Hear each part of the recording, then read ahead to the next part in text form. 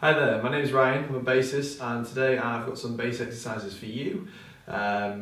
These exercises are great for warming up, stretching your finger independence, timing, we're going to go over that as well. There's lots of things we're going to cover here. One of the best exercises I've ever found, and it's a John Patitucci exercise actually, but we are going to also get into that a bit more and play on some variations of that as well.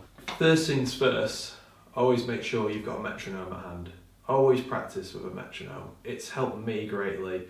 You just want to build up a sense of timing, and you don't need a computer set up or you don't need a fancy actual metronome. Just get an app on your phone. I'll put a link in the description to one I use, but there's plenty of out there that are really useful and good. So I'm setting the tempo say at 100. And I'm going to put tab up as well, somewhere probably across my face or at the top or something. So you can play along with me today, or just take notes and start doing this as you come to warm up and exercise and stuff, either before a gig or at home or anything. It's great, it's really good for warming up. Okay, so 100 BPM on the metronome on the phone. And what we're going to do now, this pattern, this John Patitucci pattern, basically we are playing with each of our fingers. It's like the finger per fret rule, which I know isn't gospel, isn't for everything, but it's great in these moments and building up this strength that we need. So basically we start on the 7th fret on the D, and then with our 3rd finger we play the 9th fret on the G, and we keep the shape going. So 1st finger, 3rd finger, then we move to the 2nd finger and then the 4th, and then we switch round. So 3rd, we drop down our 1st onto the G string, and the 4th finger there, and the 2nd there. So that's the pattern for it. Now I will add, this exercise is great for whatever level you're at, from beginner to maybe you've been playing for a few years, or you're looking to get back into it, or advance, because even then it's just a great and fun thing to play to warm up. And I do suggest, if you are maybe new to the bass and you're struggling with some of these stretches to begin with, we can move our fingers down here, so we can start from maybe the 12th fret. It's always the same shape, you're always going up 1 fret, and but here now you will have, it'll be easier if you've got small hands or you're new. And maybe if you're advanced, we could do it from the 1st fret and get really deep into these stretches.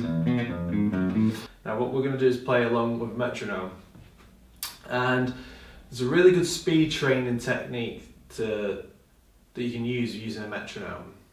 Basically we're going to play on the beat for each of these notes. That's your crotchet notes or your quarter notes.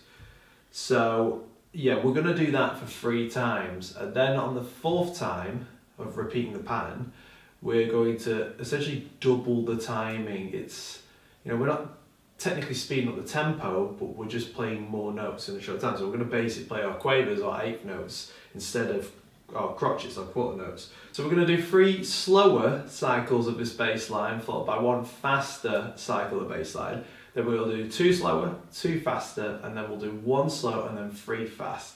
And it's just, you're getting used to the patterns and the feelings in your hands, and you can build up the speed more. It honestly works. You can apply this to any riff that you're learning or bass line, and yeah, it's really good. So we'll start now. 1, 2, 3, 4, 1, 2, 3, 4, 1, 2, 3, 4, 1, 2, 3,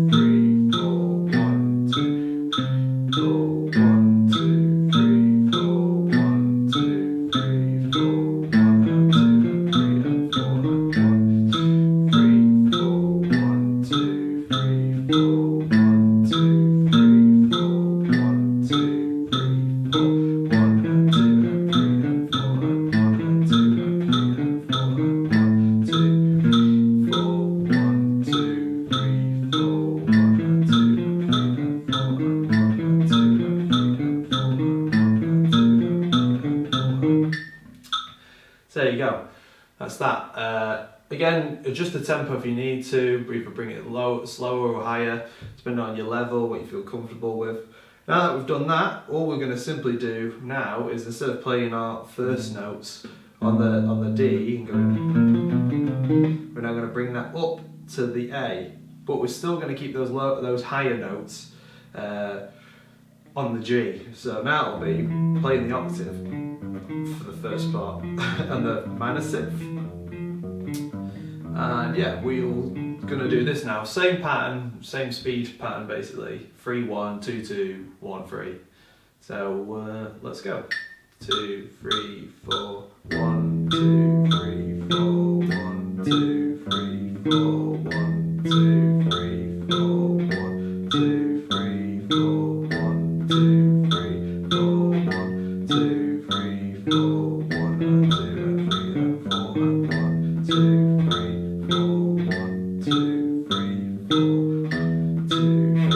4, 1, 2, 3, 4, 1, and 2, and 3, and 4, and 1, and 2, and 3, and 4, and 1, 2, 3, 4, 1, 2, 3, 4, 1, and 2, and 3, and 4, and 1, and 2, and 3, and 4, and 1, and 2, and 3, and 4. There you go. And as it gets next, we're going to go up to the E and do a really big stretch now. This one's a lot more difficult. Don't worry too much on this one if you get a bit more noise and fret noise and your mute is not as good. It's more about locking in that, get the timing right and get that stretch right. And with the right hand, this is something we're going to address in a bit. We are just, for now, just playing our index on the lower spectrum of the bass and our middle on the higher end. Now, another thing I'll just say before we do this one is this is a great exercise for also keeping your little finger tucked in. I have a really bad case of the teacup finger where it's flying off the fretboard.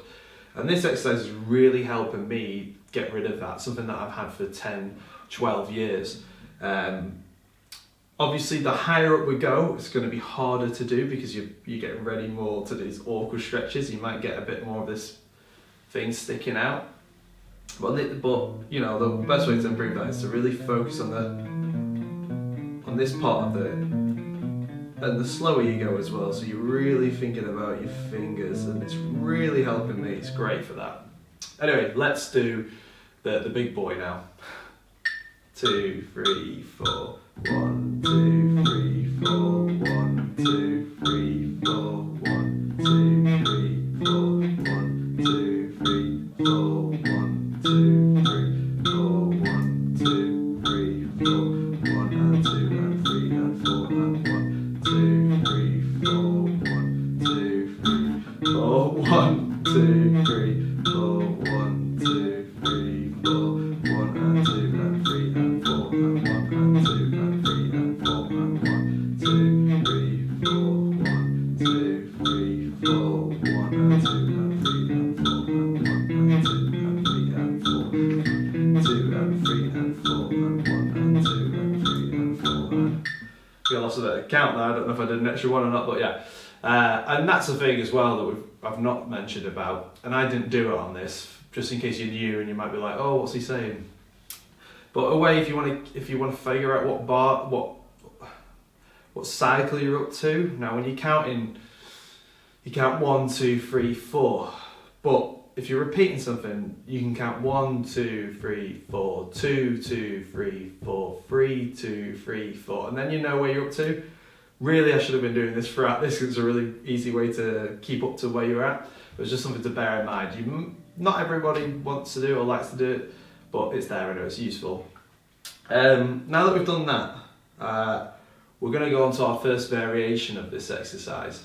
Now, this is something that I've sort of seen through like metal guitarists, maybe like Dave Mustaine or Mike Freeman, doing these spider chord shapes where they'd hold a power chord and they'd bring the next power chord, which is 1 fret up, using the 2nd and 4th fingers. It's basically what we're doing now with this. So instead of now keeping in this block shape, which is, it's still a great exercise, but we are just sticking around in one pace. We're going to move around a bit now on the fretboard. So there's 3 different things we're going to do here, and we're going to do just our up and our down, and then we're going to put it together. So instead now of playing